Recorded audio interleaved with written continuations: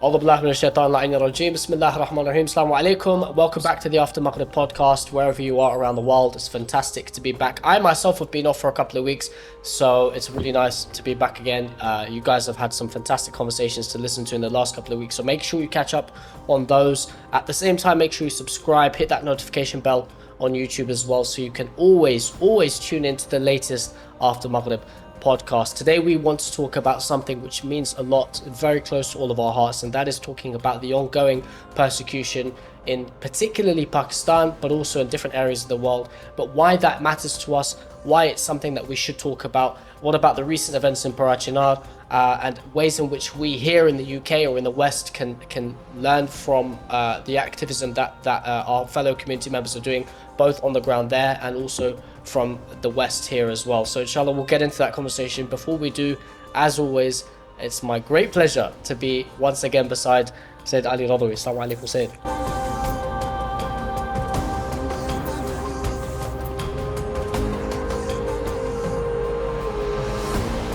Alaikum assalam wa rahmatullah. How's it going, bro? I'm better now that you're back. For sure. Why Yasser and Muhammad Ali? No, they done a great job. They May filled it Allah well. protect them, but it's And you had some good you're conversations. very different. You have different vibes. Yeah. Nothing. I'm very used to your chemistry and having Yeah, a conversation with you. So I'm not gonna say I didn't enjoy them. They were amazing, beautiful, but now I'm satisfied. Alhamdulillah. Now the honor is mine. Sayyid, why do we want to talk about this? I want to speak about this in particular because myself, over the last few weeks and the last few months, I've really come across an increase and a rise when it comes to people attacking our beliefs, people attacking our aqidah, people saying we are disbelievers, we are kuffar. Yeah. I just want to understand where it stems from, who is being affected by all of this rhetoric, and I think we have two amazing, beautiful guests that are going to help us understand this topic in more depth. Absolutely.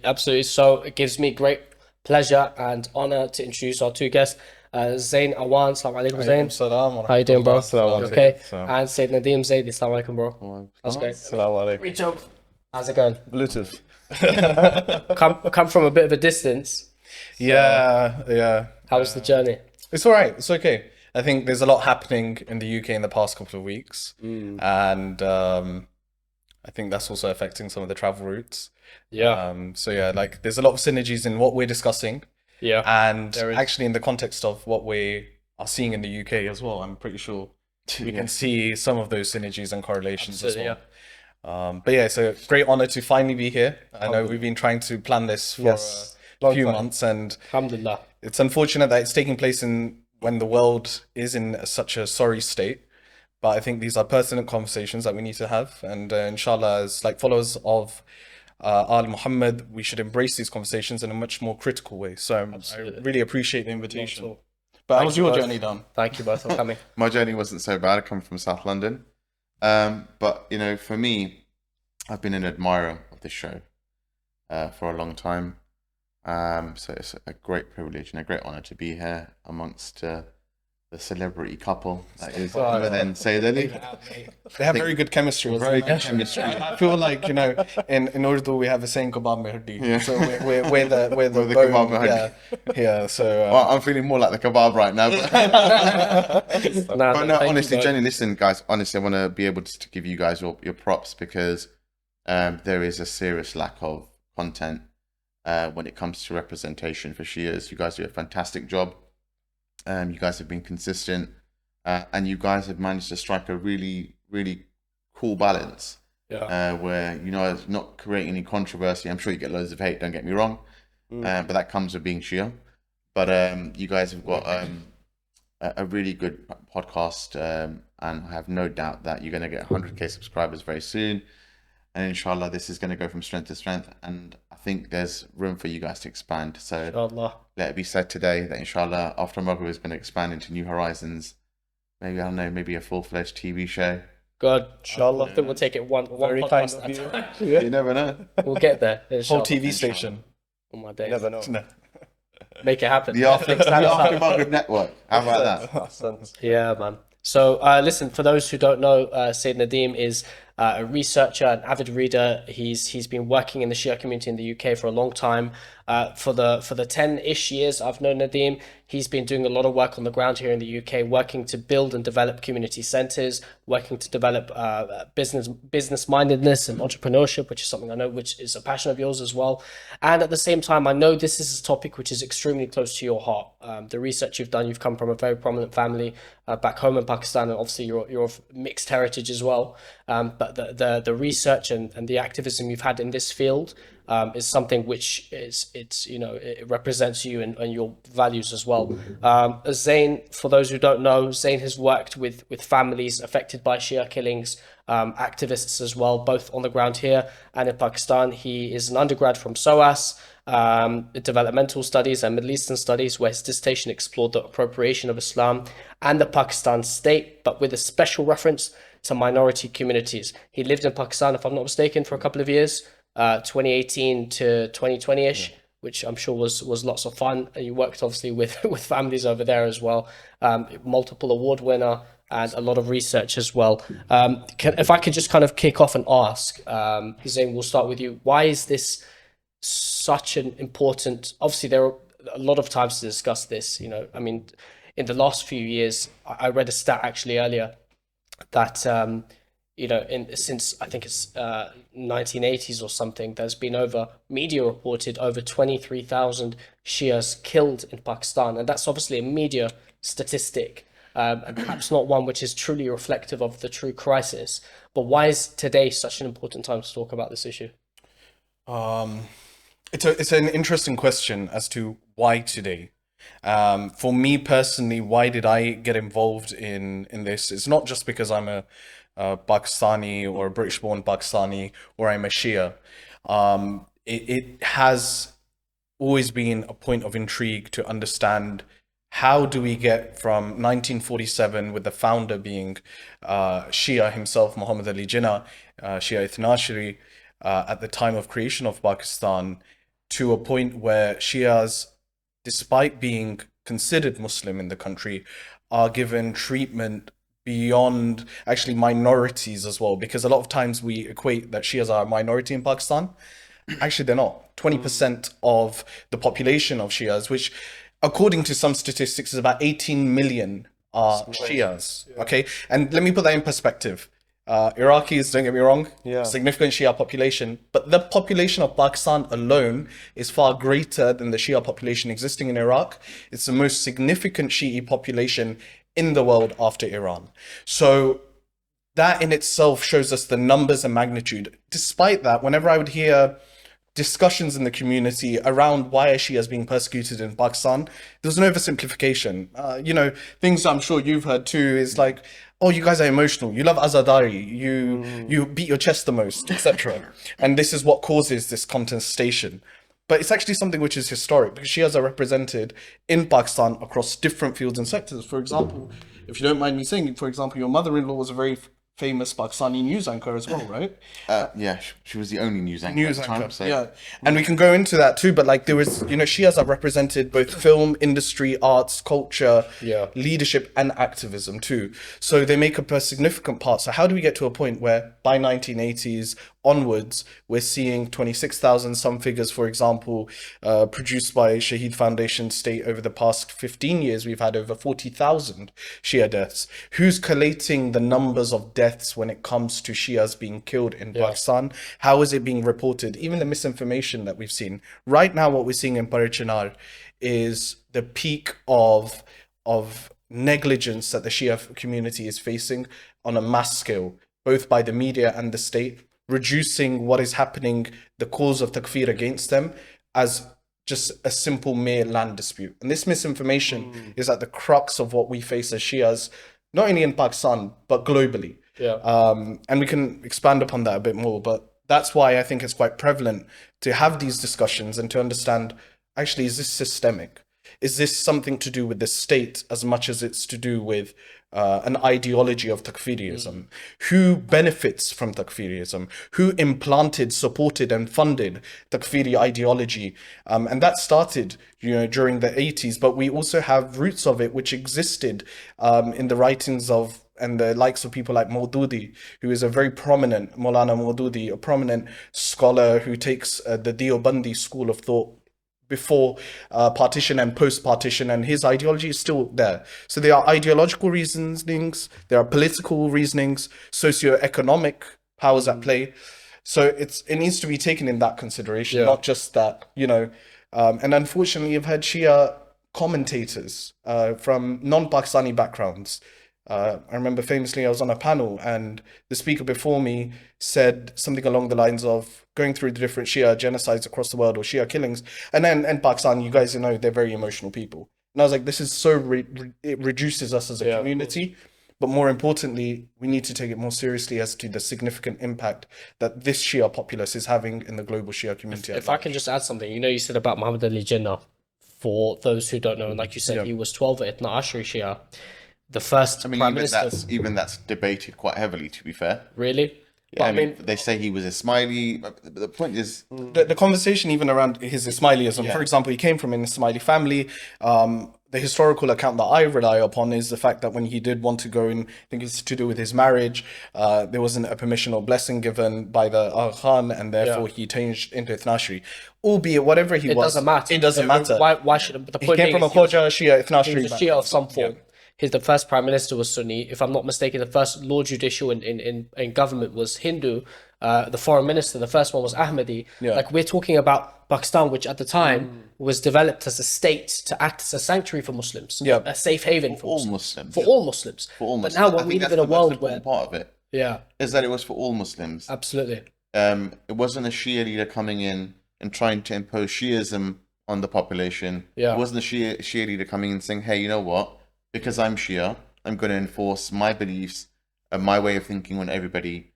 The truth was he was trying to create a place where every type of Muslim community could thrive, feel safe, because, I mean, the horrors of partition, Zain will know better than I, not because he's researched it, but the horrors of partition would have left like scars and trauma on people. So having a safe place in that moment was essential. See, even when Jinnah receives the map of Pakistan, he says it's a moth-eaten, mutilated vision of his Pakistan. And we have to also, I know everyone will say, whenever I speak, I always blame the colonizer, but we're living in post-colonial world, right? Iraq's boundaries were also drawn up by the colonizers. Differentiation and strategic positionings of why certain regions have certain populaces and why there is debated regional boundaries is a part of the colonial ploy, and that's fine because that's divide and conquer in practice and in its legacy. Pakistan itself wasn't just this vision of what the founding fathers, quote unquote, were fighting for, but nevertheless there is also something it's a safe haven for Muslims. But also Jinnah made it very clear in his opening address that this is you're free to go to the temples, to the mosque. This has nothing to do with the affairs of the state. So he was reducing, essentially he was saying that faith is you as a person, and you're free, you'll be protected. But unfortunately, what we have in Pakistan is this ambiguity when it comes to Muhammad Ali Jinnah, in terms of, because due to his death, there is a void, there's a lot of compensations which are being made. And what's really interesting about this, the same people that root their ideology with the so-called takfiri scholars, they were against the creation of Pakistan or a Muslim state. They were the ones that called Jinnah Kafir-e-Azam. So when we're talking about this chant of Kafir, Shia Kafir, Muhammad Ali Jinnah, you can say whatever you want about his personal life. There will be people that will try and slander and say what he done in his personal life. But Islamically, he defined himself on the basis that he was Shia. There are also references. There's a really good extract from the film on Jinnah, where his sister is also a very strong activist, Fatima Ali Jinnah, and they ask him, why do you let her why do you involve her in your politics? And his answer is that he uses the narrative of Karbala, etc. But coming back onto this point, is you're looking at a time when Pakistan is inherited a piece of land. It's on the basis of a two-nation theory. Hindus and Muslims as separate civilizations. It's inherited a lot of Hindu populace, and then beyond that, it's having to constantly carve itself as a Muslim homeland. We don't have time for it, but there's a really interesting book by an academic at Oxford, Faisal Devji, looks at Muslim Zion, and it's the relationship between this ideology of a Muslim homeland. And he argues in this book, this is not me, by the way, before somebody goes after me, but he argues that post 1949, when we have the first objective resolution, Pakistan enters a period of Sunnification. And that's not just one type of, like, that's one type as well, Hanafi. And we're starting to see now that rise, and the permeation of that does peak during the Zia al-Haq period. But we need to also ask the question then, if it was Zia who brought that about, why in, like, you know, in the 60s did we see I think it's 1963 in Sindh, the Tehri massacre, where we had over 100 Shias who were butchered with machetes, and we're in a time of Muharram and Safar right now. Yep.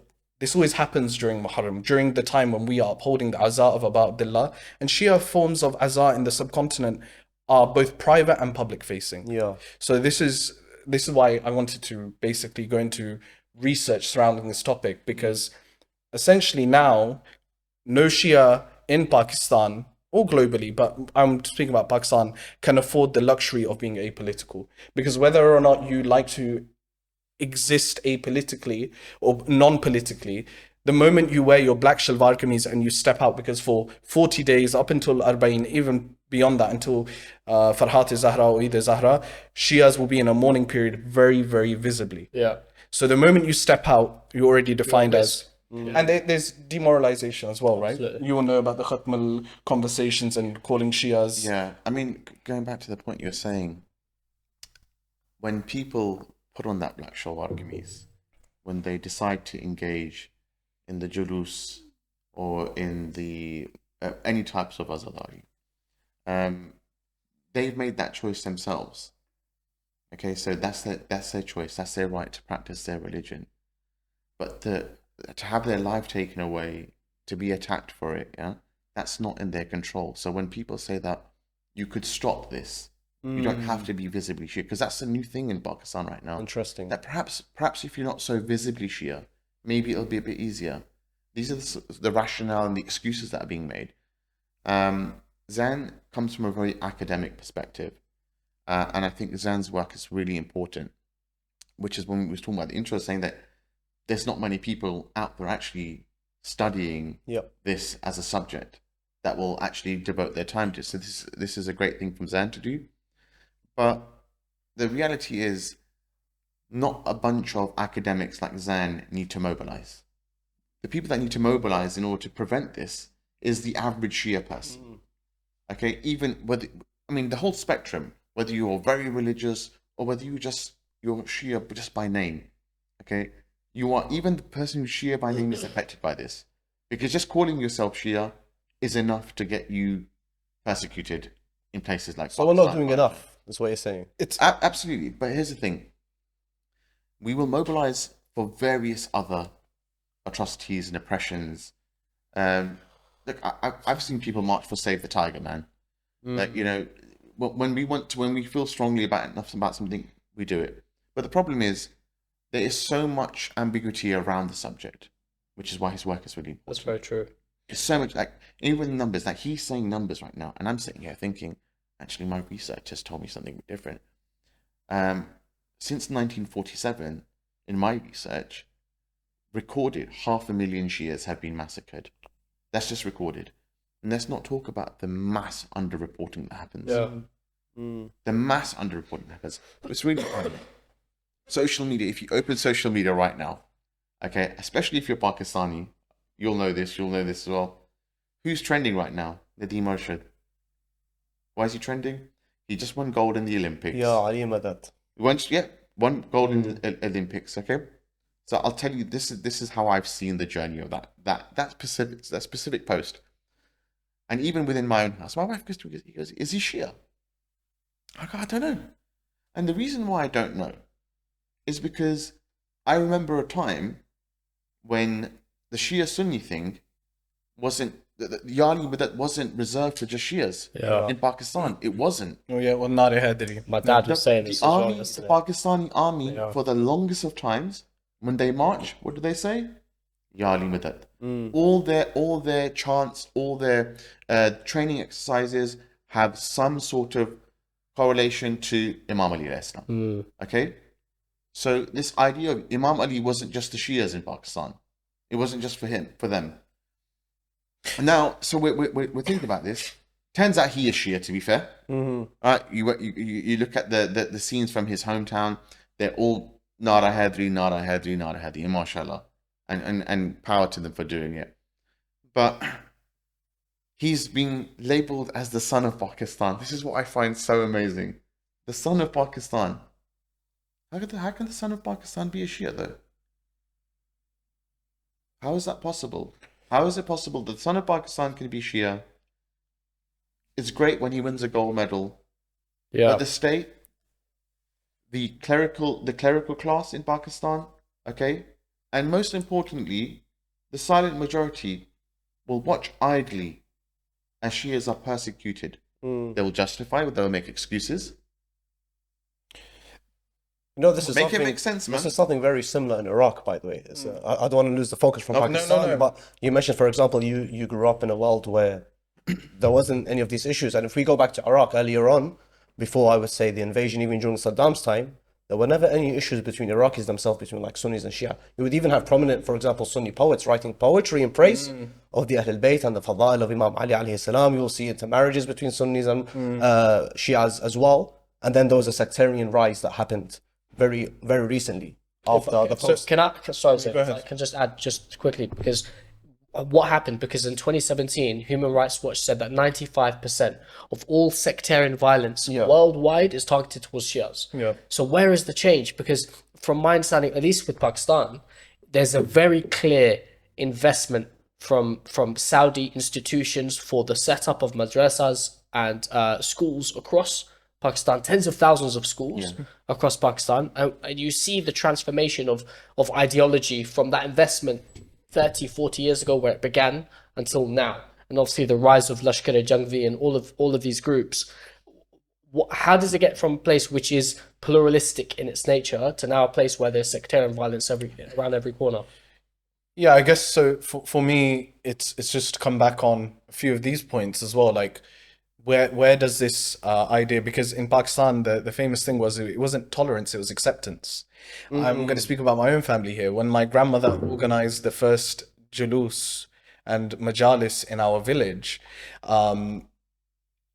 she had people coming up to her. Firstly, when my grandfather basically instituted the first majlis, it was just him, right? And a few of the Sadat families, because that's how Shiism was spread. It was spread through people having conversations. And there was even concepts of heated, facilitated debates known as manazaras, where you had full, like very famous accounts of full Punjabi villages converting at mass, but not converting, but changing their madhab, right, to the madhab of the Ahlul Bayt.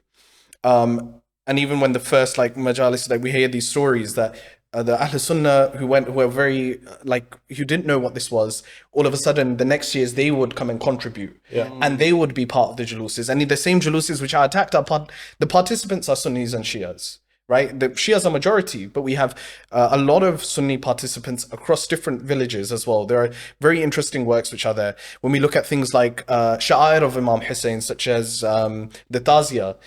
Janiort is the most famous part. This Tazia is a structure which symbolizes Imam al-Hussein's family, and they're done in very beautiful, ornate ways. And I think 70% of those Taziyas, I think there's about 12 or 13, don't quote me on it, but they come from Sunni craftsmen. The licenses are held by Sunni families. So there is this idea, again, I just want to really emphasize that Pakistan has a long history, or the subcontinent has a long history of this pluralistic way of community facilitation. It didn't mean that everyone was like saying, okay, yeah, you know, your aqaid is there and we're going to have like a wishy-washy. No, there was aqaid definitions. There was things that people had defined as this is how our aqidah is laid out, but there was acceptance. There was cohesion as well. There was cohesion.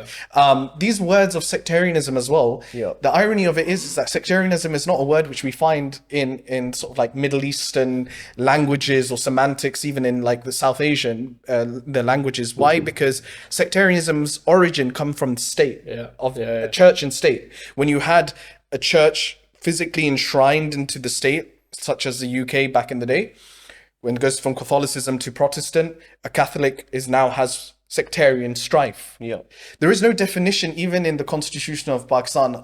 It was over-iterized, right? Like, as to what is the definition of a Muslim. But ultimately, even till today, Shias are accepted as Muslims, and there have been critical junctures for that. But more importantly, where do we get to it from now? We can completely outsource this to foreign intervention, 100%. But it's also worthwhile to mention that Saudi is propped up by the US.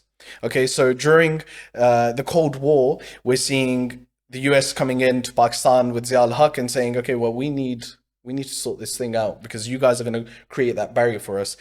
Here are the jihadis, the networks were set up, and this became basically a bulwark against the oncoming of the Soviets. So you radicalize, you equip these guys with weapons.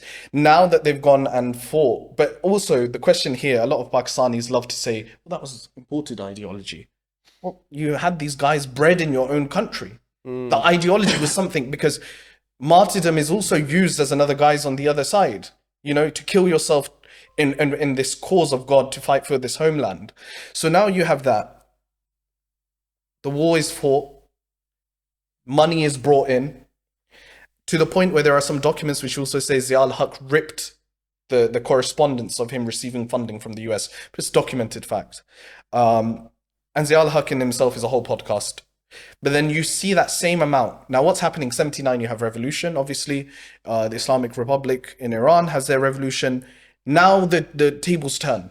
So now we've got to fortify the border against Iran because we don't want that to come in. To the point where even televising of any sort of Shia content during that period, there was a huge fear from the US that there will be a mobilization. Now, interestingly, I just want to add the final point on this nuance of where do we get to this sectarian so-called point.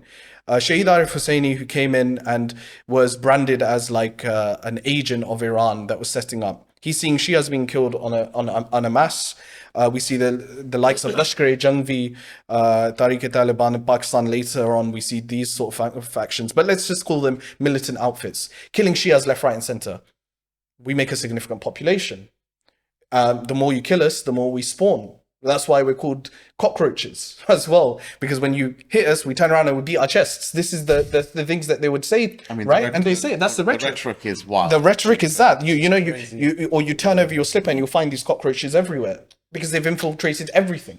But that's the biggest thing, right? So now you've got this coming in, and the nuance here is Shahid Arif Hosseini said something which is really interesting. He was in an interview with the diplomat. She's Maliha Lodi, was a diplomat to the UK from Pakistani government, and she has this documented. She said to him, are you trying to bring over like the Iranian revolution here? And he answered something which is very interesting, which he said, we're not trying to export the Iranian revolution over here. We know we're not a majority. Yeah. But what we are trying to do is reconcile the fact that the state has failed us. No Shia, regardless of where he sits on the periphery of who he follows, etc., should be killed for being a Shia. So that's the time when we see Shia mobilization, because a lot of the times, I don't know if you've received this message, but I get it a lot. Oh, bro, why aren't the Shias like mobilizing on the ground? Why are they just holding placards? No. I don't get messages. No, I get that a lot, because it's like, you need to understand that we have a history as well of defending. And that defending sometimes is mistranslated as a proxy war. And that proxy war is not Saudi versus Iran. That is right now an ideological battle. And more importantly, and this comes back to the point of where is our empathy? A lot of the times when a Shia dies, and I used to post, and I got death threats. There was times when I was receiving messages, we know where you live, etc. And you just think, okay, what the hell? But more importantly, they would say stuff like, conversation first would start off like, why are you mentioning that there are Shia Hazaras being killed? Or why are you mentioning the Shia Punjabis were killed? Just mention Pakistanis were killed. And I'm like, okay, so you want me to say Pakistanis are being killed by Pakistanis for the fact that they are Pakistanis. Doesn't make sense, yeah. But that's what we want to do. Nationalism does that to us. It reduces the people that are being oppressed and say, blanket yourself. Be a Muslim. Be proud to be Muslim. We are proud. If we weren't proud, then the Shia community wouldn't be growing at the growth it would. It wouldn't be still taking out its juluses and their processions where people used to pelt them with stones or they've had blasts. Every time there is a blast, the next year or the next week, there will always be 2x that number minimum. Yeah. People coming out in their coffins and saying, you're going to kill us for loving Imam Hussein? Like, you think that's a threat to us? SubhanAllah. And I've seen that with my own eyes. It's not like documents, right? Like, when I was there 2 years, there was a very heightened time where we didn't know what was going to happen in Punjab. But yeah, this is just like a standard way of trying to reduce it to an external conflict. Yes, it is interconnected. But at the same time, that ideology, interestingly enough, the name Yazid was being used in the past 10, 15 years. And it's been documented in the census that it was being given as a name to kids. This was never there. All of a sudden, a defense of Muawiyah. This is the rehabilitation I was talking about. Yep. Where I told you that certain characters, historical characters, have received rehabilitation within Pakistan from the pulpit. This is exactly what we're talking about. Go back in history, it was unthinkable that any Sunni family would consider calling their child Yazid. He wasn't a revered character. He was someone they themselves takfired. Their scholars takfired. But now all of a sudden you have this revisionist history where all of a sudden you're going to rehabilitate these characters. You're going to make excuses for them. But to add on to something that Zain said when he talks about how people, I'm not talking about scholars, how people react in Pakistan when there's like a jalous or something. We've seen what's happening in the UK, and we've seen like videos of kids saying things like "Paki's out" and stuff like that, just casually. That kid didn't learn that. The kid didn't just make that themselves up. They learned it. They heard it from someone, or they were taught it by someone. So when you have a child sit on a roof in Pakistan who sees the jalous going by, and he throws stones and says Shia kafir, kafir, kafir, Shia kafir. That's learnt behavior. Okay? That's not necessarily from the mimbar, because your own home, the rules within your own home are set by the parents, by the elders of the family, right? If they make it okay for this behavior, then that's what you get. You get a sleeping majority, or you get a majority in a country who do not have empathy for their countrymen. And that's why it's important for Shias to mobilize. Yeah. Now, he talks about defensive. I want to just quickly... The Iran-Iraq war actually had a massive effect. I don't know if you've seen this in your research, Zain, but the Iran-Iraq war had a massive effect on sectarianism within Pakistan. Because the Shia... I think it's part of our... I think it's indoctrinated within us that oppression...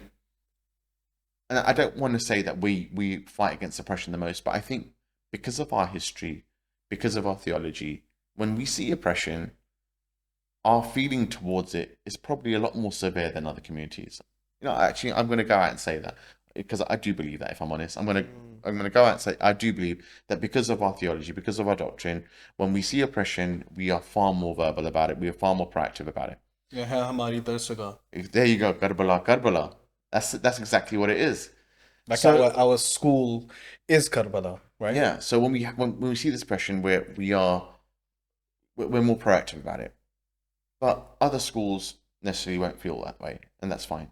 But so when we see the Iran-Iraq war happening, and there's this element, because you're Iraqi, for example, right? Is that right? So you're lucky you've got Imam Hussein in your country. But to me, I wouldn't see Iraq as your country. I see it as my country as well. You've got Imam Hussein there. Yep.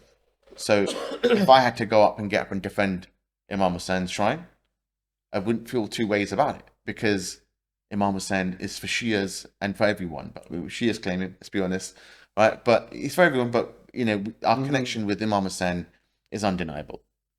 So when all this stuff is happening in Iraq, the sentiment in Pakistan amongst the Shia is growing. There's worry. There's desire to want to be able to contribute, to help. Okay, even though you've got Mashhad, and there's Shias there, and there's we've got Imam Raza in Iran as well. So then all of a sudden you've got Shias in Pakistan thinking, how can we help? How can we the idea of sympathy towards Iran and Iraq was enough for Zia. So can I ask if you don't mind? Yeah. Sorry to cut you off, but you mentioned that interesting point about the shrines of the Ahlul Bayt alayhim salam being for everyone, specifically Iraq and whatnot. Yeah. I find myself that, obviously I talk about my own identity crisis a lot, but being a Pakistani Khoja in the UK, as a rarity, as a minority kind of within the Khoja community, it's interesting when I understand my homeland, whether it's Pakistan or India or East Africa or Iraq, because I have Iraqi heritage in my family as well. It's very confusing. But one thing I've tried to kind of neutralize and regulate within myself is that it's okay to feel like that, because at the end of the day, I'm Shia and that's my primary identity. And wherever there's oppression, I have to try and say something and speak up. But it is also frustrating, and I don't know, Said, what you think about this, but I feel like there is an element of bias, really. So that when we see kind of oppression towards, or persecution and even genocide towards Shias who are Hazara in Afghanistan or in Pakistan or just in the north of Pakistan or anything like that, there tends to be more of a favoritism, or I don't want to say favoritism, but there's more voice from the wider Shia community when there's an attack on a Shia Julus in Iraq, for example, or in, what was it, Bahrain, that happened a few weeks ago? Oman. Yeah, in Oman, in Oman.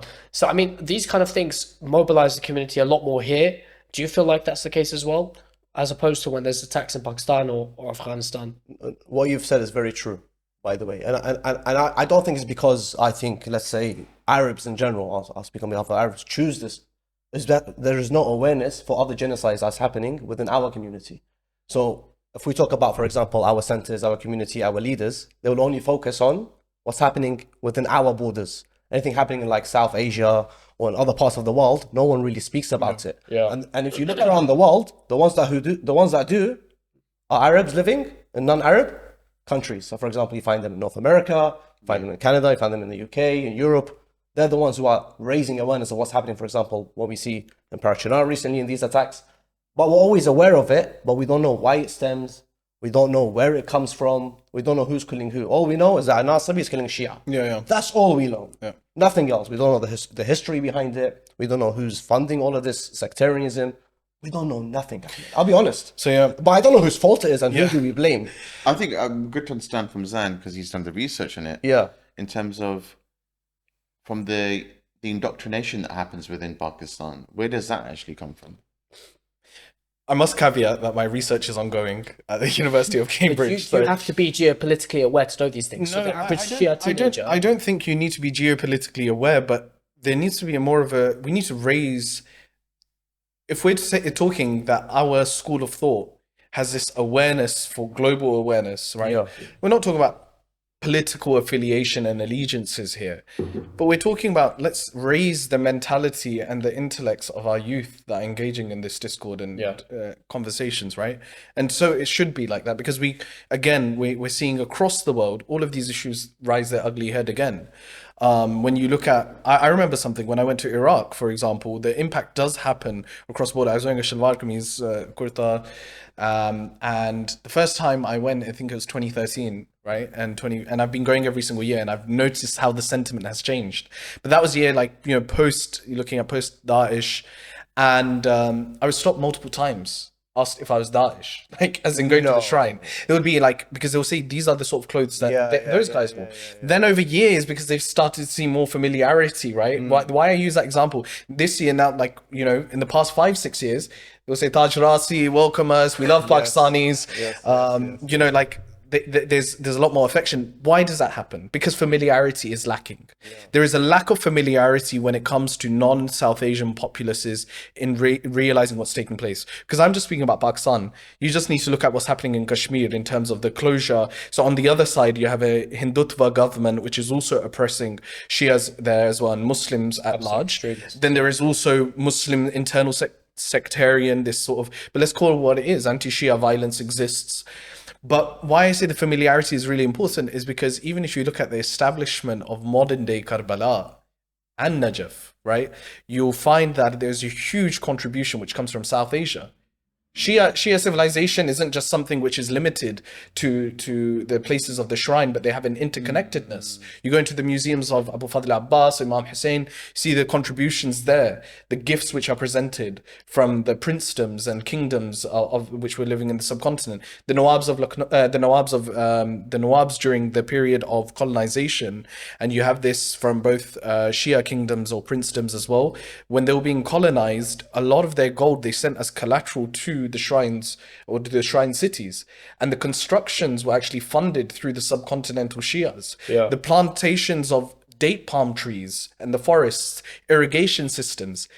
So we shouldn't be an afterthought. That's what I'm trying to say.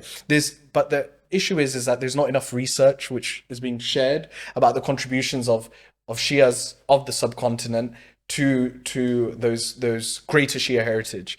Unfortunately, a lot of the times I hear this conversation pop up, which is like, oh, we need to be very proud of us being Pakistani Shia, and we don't need to be like adopting Arab practice, Iranian practice. The beauty of Shi'i culture, and I'm speaking about this, by the way, from removing it not from an ideological perspective or religious perspective. The beauty of it is our culture evolves.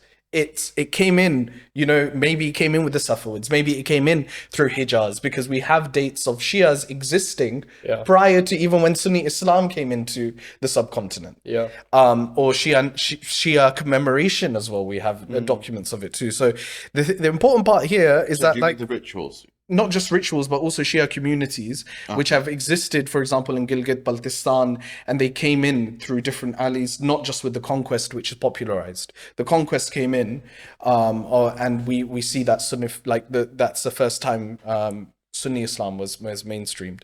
But why I bring up all of this is familiarity. We don't do enough for familiar, and I really appreciate what's taking place now in London, where we're seeing majalis which are being held across different cultures, etc. But there needs to be more of an effort to understand each other, not as just different communities, but as one homogenous Shia body. And then those conversations about which state am I from don't matter, because when a Shia is being killed in Parachinar, I'll stand up. When a Shia is being killed in Iraq, I'm going to stand up. When a Shia is being oppressed in Bahrain, I'm going to stand up. Right? So when I see a Shia being killed in Afghanistan, I feel the same amount of empathy.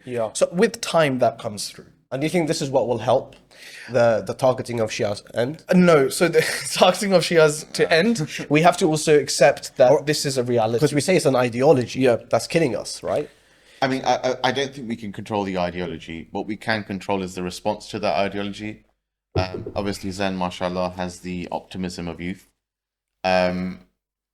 My approach would be a bit different. I'm not. I think the cross-cultural centers and all this inter-community, cultural exchange is great. Okay, I don't think. I think that's further down the line. At this level, and I'm being completely honest, because I do feel somewhat strongly about this, and I'm disheartened by a lot of it as well, to be completely honest. I think on a very base level, what we need is to understand a few key points. Irrespective of which country you come from, if we are brothers in Wilaya, it is obligatory on you to stand up for your other Shia brothers, man. Simple as that.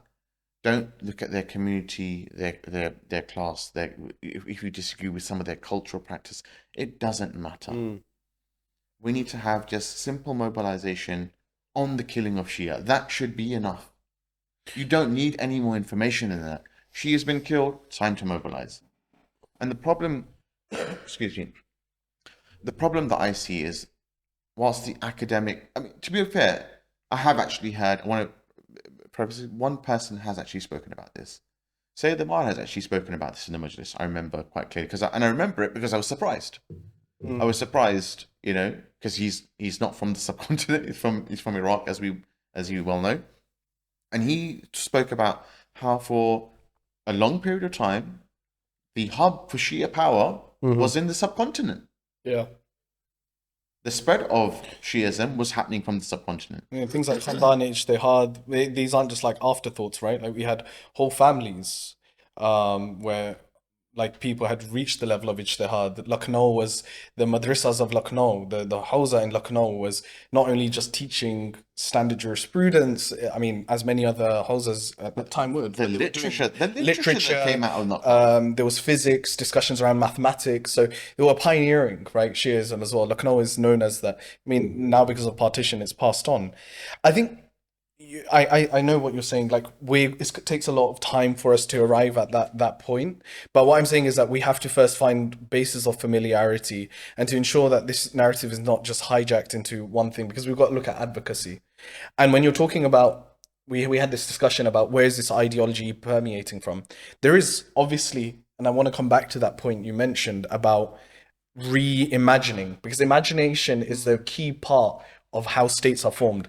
Reimagining personalities who are always very, we don't want to really touch upon those points, right?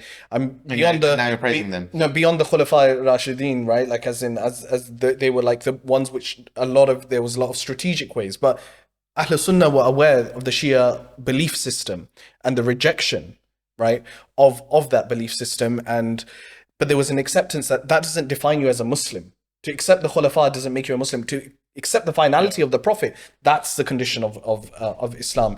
This is a really important part, because when we talk about ideology, how does legislation or the state how is it being appropriated? So in Pakistan, we have something called the blasphemy law. And the blasphemy law is a really interesting part, because this is actually brought in by the colonizers. There's a whole history as to why they bring it in, the British, why they introduce it, but it's sort of reimagined constantly. It's reintroduced. And so blasphemy is really interesting, because when you look at the cases of blasphemy, they're not substantial cases which are put against even minorities, Christians, for example. There's a famous case of somebody sharing a glass of water, and then they said, oh, he drank from my cup. And it was actually a land dispute. But what they will do is, because he is a Christian, he done Tohin Risalat. Because blasphemy now has become about defamation or to cause offense to the character of Rasulullah sallallahu alaihi wasallam. Basically use it to take out personal vendetta, basically. And that's how it is. You got someone's upset you, accuse them of blasphemy. And is this happening to the Shia in Pakistan? So now what we're seeing is, in the past few years, 5, 6, 7 years, we're seeing a concerted effort to extend the definition. So what happens with Tohin Risalat? Tohin Risalat is introduced because the Ahmadi question is raised in Pakistan, not just that they should be considered a separate sect in Islam, but they should be deemed as non-Muslim, and that they should agree that they have done kufr. Right? So this is, again, a whole theological jurisprudential discussion takes place. And a lot of the, Ahmadi community will come forward and say, well, Shia sided with that part when they said, this isn't a discussion to be had. And the Shia ulama said, actually, we don't consider them Muslim. But theologically, the Shias have always been very strong. So from their perspective, they were asked, in a minority, what do you guys think? Do you believe that they would be considered? And they said the conditionality, when I've spoken to ulama in the research, they said the conditionality was, we have a paramount belief that the finality of the Prophet is a definition of a Muslim. Yep. Now, why this is important is because some people, especially like a lot of activists, the Shia has made this critical mistake. Okay, if the Shia said no, and you have a majority, and they said, actually, it's whoever defines themselves. Number one, theologically, it's not sound for them, and it doesn't align with the aqaid. Second thing is, you get blanketed with the same label of kufr. When you're trying to survive as a community, you're also siding with something which the state deems as kufr. Yeah. So you're damned if you do and you're damned if you don't. But now what's happened is Tohin Risalat was a constant thing. So you're living in a Muslim majority country, you have Sharia law, you have injection of Islam, but still you're holding rallies in defense of the Prophet sallallahu alaihi wasallam. So now you understand that the Ahmadi question has now been resolved, but constantly they're being persecuted by these same militant mob factions. We need to extend that definition further. We need to get more power crystallized towards us. And that's when this movement of Tohin Sahaba starts, which is offense of the Sahaba. Linking the Ashab of Rasulullah intrinsically to Risala is completely flawed. Yeah. Completely flawed. Yeah. So that's why the question of... smart. No, but that's why the question... Smart. Yeah, no, but the green light. But that's why the question of Muawiyah comes into place. Yeah. That's why Muawiyah, all of a sudden you have... And I'm just saying this as an observation. Muawiyah was disputed amongst Sunni schools, especially amongst the Barelvi school of thought. There are many scholars in from the subcontinent who actually deemed him to even not be considered worthy of even any ounce of respect. Yeah. Right. So now, how all of a sudden you have mass publications where they take a qasida, I'm sure you've heard qasida reciters, and you've got Amir from Amir al-Mu'mineen, Amir Muawiyah. Now let's leave that aside. But this was never in your previous bodies of work. So now it's reimagining. So why you want to do that? Because Shias have a direct contention with Muawiyah. You introduce a law or you push for a law. At the end, what happens? Your books get outlawed because they don't say Razi Ta'ala Anhu in them when that's not respect of the Ashab. I have friends who are struggling to find English versions of Nahj al-Balagha in secular bookshops in Pakistan. One friend was telling me that he had to go behind the counter and the guy showed him, he was scared to show him the Nahj. That's crazy. So, Shia, when we're talking about this, right now we're in a very critical time, and it's really important that we have these conversations with nuance and we understand where they're coming from, because it is to do with ideology, but ultimately when the state fails, sectarianism is great because it gives you a distraction. You get Shias getting killed, it's fine. That this is Yehudi sazish, or a foreign thing, or a conspiracy. We'll blame the Yehud for everything. But I mean, honestly, right. I'm just saying, like, when you look at it, we don't want to take any accountability ourselves. So, It won't be because of our laws. It won't be because of the indoctrination that we gave our kids. It wasn't because we were intolerant. It wasn't because we lacked empathy. It was because of the Yehud. Literally, and this is part of the problem. We're saying it as a joke, but this is a literal reality in Pakistan for some of these people. This is how they get indoctrinated. Now, the kafir, Shia kafir is so rampant in Pakistan to the point where, like, you could have a disagreement with a Shia guy, and you've got that in your back pocket. He might be your friend, but you've had some sort of disagreement. You already know in that argument that you are the more powerful one. In that country, in that state, you are more powerful. Because at any time, if you wanted to, you could pull out that sectarian card and you could make this person's life miserable. I mean really miserable. For me, today's one of the things I wanted to convey today was that, and I think Zain has been fantastic. I feel like I've learned a lot. And I think, you know what? I think this deserves an entirely other podcast. I think you should maybe have your own podcast where you talk about this stuff in much more detail. After Isha. My decision making in front of the member. Sorry. It's not just... I hope you're watching. I think they'll enjoy that. No, my decision making is based on my religion, right? But as a father, I make these decisions, and I know you're a father, so I know you're a father. Inshallah, may you have many kids. Inshallah. 6, 7, inshallah. These 3 Alis. At least. Yeah. 12. 12's the lucky number. 14 if we're going there. He's ambitious, MashaAllah. But no. So I make these decision making process is based around my kids. So the stuff that he's talking about, if we had a real sort of a platform for him where he was able to convey this stuff for the coming generation, that would be fantastic. But today, we've had the killings in Parachinar. It's ongoing. Media's again, it's calmed down. Everyone's chilling. Everyone's silent about it. But their life is still miserable. And the way I thought about it is, how do we get people to mobilize? The way people have mobilized for Palestine. Let's be honest. The way people have mobilized for Palestine, mashallah, amazing. My wife and kids, myself, I've been to most of the marches. I missed a few, but they've been to every single march. Now, I want to basically, and this is for yourself, for the viewers, I was thinking, how do I convey this? And this is how I've decided to do it. So bear with me. I'm assuming everyone here has lost a loved one. Yeah. Someone close to you. Someone whose absence in your life makes a difference. I lost my father in May 2023. And it's not about that. So. You lost your father as well, right? Yes. Yeah, may Allah bless both of our fathers, inshallah. Amen. But I want you to take yourself back to that now, because I'm hoping you'll be able to relate. We had our fathers pass away. We're surrounded by our community, our loved ones, right? We get to do all the religious rites with dignity and integrity. with love and support from our community, our family, our friends. The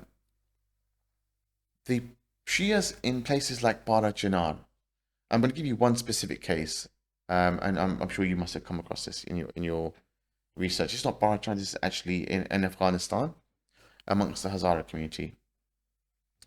This father sent his wife and children out to the market. There was an explosion. He was informed. I'm going to go through it quickly so it doesn't take too long. It was an explosion. He was informed of the explosion. He rushed there. And they said, look, Hazara community, visibly Shia. Not in a place of worship, by the way, just in the marketplace, every day. Something everyone takes for granted. Sorry, there's been an explosion. Your family are no longer there. Can you come help identify the bodies? This father had to identify his loved ones by body parts. Bad, tragic, traumatic. We can't even imagine. Then he's like, you know what? This has happened now. This is God's will. I want to give them a burial. I want to send them off right. They gather at the mosque, at the Imam Baraka. Maulana Sabri's namaz-e-janaza. Everyone's there. He's getting consoled. Before the mayyit is taken out, gunman walks in. So his wife survived. And sorry, I should have mentioned his wife survived. It was his children that died. So him and his wife, they're there. Gunman walks in, sprays the Imam Baraka. His wife is also dead now. This is the trauma of so many families in Pakistan, in Afghanistan. Even in places like Nigeria, Shias are persecuted.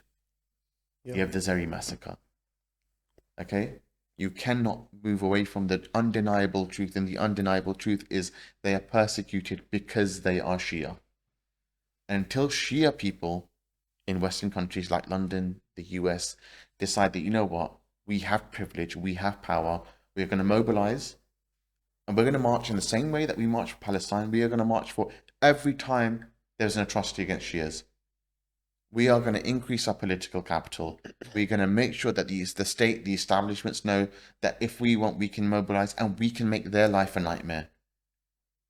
We can boycott. We can do all this stuff. Until we take that approach, it's not going to work, man. That's the truth. We can have as many munazaras and theological discussions and Shia Sunni bye-bye. You can have all that as what you want. And again, the Shia Sunni bye-bye thing, even at the last march, we had that. And the reason why I won't adopt that is because it's no good me saying Shia Sunni bye-bye until the other Sunni guy's saying it as well. Yeah. I'll be Shia Sunni bye. I'm down for that. I have no problem with that. But the Sunni guy's got to say it as well, man. Yeah. I'm happy. I literally sound like a beg friend. No. I do understand where you're coming from, but we also have to understand that when we're looking at this topic, we sit in the UK as a very privileged perspective, and this is why I constantly go back to. There is no justification for why a Shia is being killed. Doesn't matter if somebody has said something which you find is absolutely awful. He's gone even out of the bounds of Sharia from a Shia perspective and used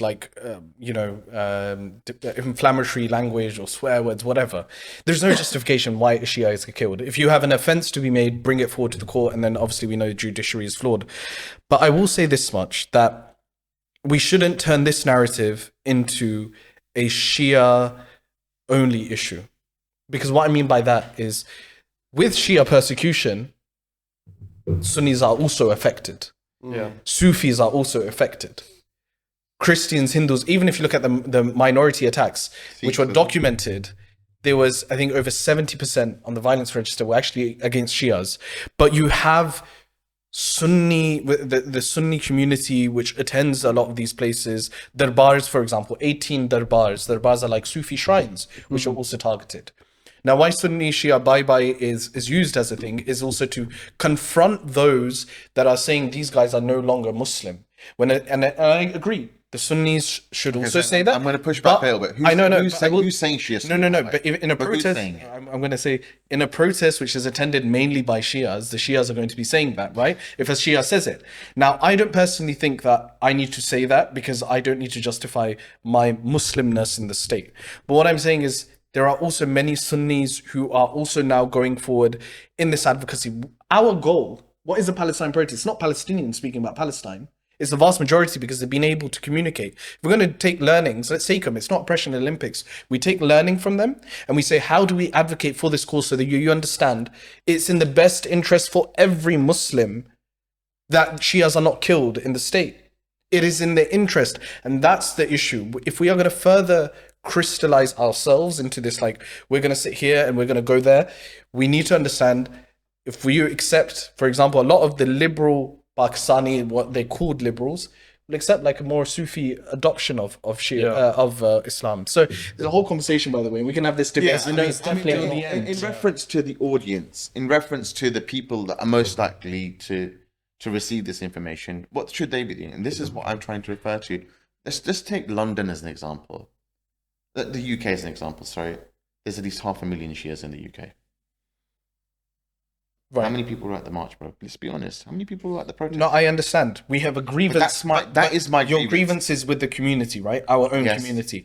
I look at it in an optimistic way. After the march, an Iraqi brother turned up, British Iraqi, not Pakistani, rang me. A British Iraqi rang me and said, Salam, I want to organize a seminar in an Arab center because I think more Arabs need to be aware of what's taking place in Shia. Yeah. That's something in Pakistan. I referenced and by Parachinar, right? So he said that to me. And if that one person has been convinced, I don't need to sit in tall glasses and say, you speak about Palestine, why not speak about Parachinar? I need to now convince, I don't need to convince you because there are people being killed.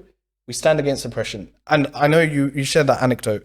I want to share one anecdote, and I think we're hitting time. I don't know if we are, but the anecdote here is when we're looking at places like even Gilgit-Baltistan, this is not like a heard story. I interviewed the mother of a shaheed, and there are multiple shuhada, and their families are still struggling to survive even after places like Peshawar. So if you're asking what you can do, I don't believe in state change. Like, I don't believe that will create any impact in us. As much as the mobilization is more about solidarity to show them that they're not forgotten, because that's the biggest thing. A lot of people were critiquing us as to why we had the protest. The biggest thing was sisters and families in Parachinar were saying, we're so happy that somebody is speaking on our behalf. So just remember that. Remember that story. Remember that you will stand and you will have to do everything in your capacity. When in Gilgit-Baltistan, I want to say in about 2017, and I was out there and we were delivering support to some of the Shia families affected by Sani HLS. I remember this was the first thing which put Shia genocide in the map, I think, in the Western Shia audience, where a bus was stopped. That bus was being offboarded with Shias, and basically, I don't know how to describe this, but they were identifying Shias based upon either Zanji marks, which are self-flagellation marks on their back, or by their names and ID cards. So if they had a Shia-sounding name, putting them to one side. Then they would start to shoot. And they piled up their bodies. There was one person in that bus as well. Also, there's another incident of the same sort of nature where the bus driver was Sunni and refused to give up the identities and was also tortured and killed. But there was one person who tried to defend, and his he came from a very strong, not strong Shia family. He was a Shia family, and we visited that family, and I interviewed the mother. The most difficult conversation I have had to date. I speak Urdu, she's speaking Balti. We have a translator in between. So we're speaking about her son, who, because he tried to defend, they kept him alive for the longest period they could. They tortured him by pulling off his nails, decapitating each part, severing each parts of his fingers. They would call his mom and family and say, this is what we're doing to him.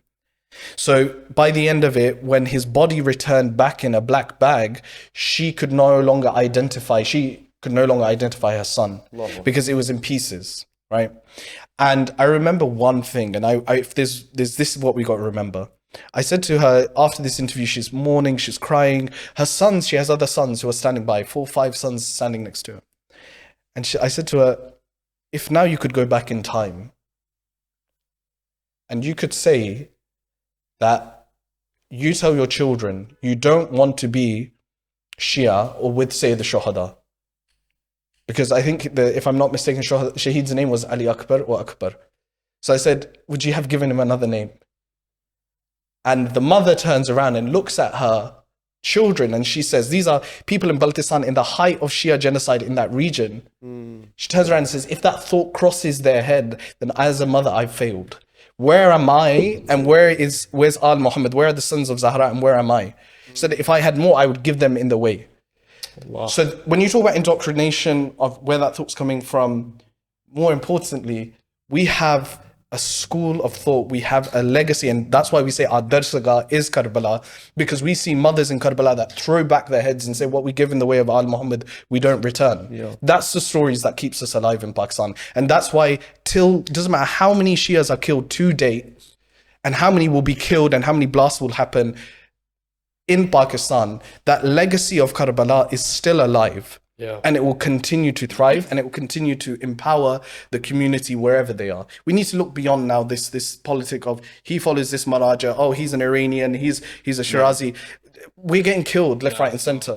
We need to mobilize, we need to understand, we need to defend. And from our side here, we need to ensure that we're getting funds out there, we're supporting the Shaheed's families and the Shohada's families, and that we keep the memory and their struggle alive in our majalis and any given opportunity we get. Absolutely. Thank you both. Honestly, I think it means a lot. And like you said earlier, so that should be the only prerequisite for any of us. to be honest, bro, like what you said earlier, Zain, about this term of cockroaches, which is obviously a despicable word to dehumanize and describe someone as, but in the sense that we are, as we always see on social media, we are seeds, and when you plant us, we'll sprout, and the more of us will grow.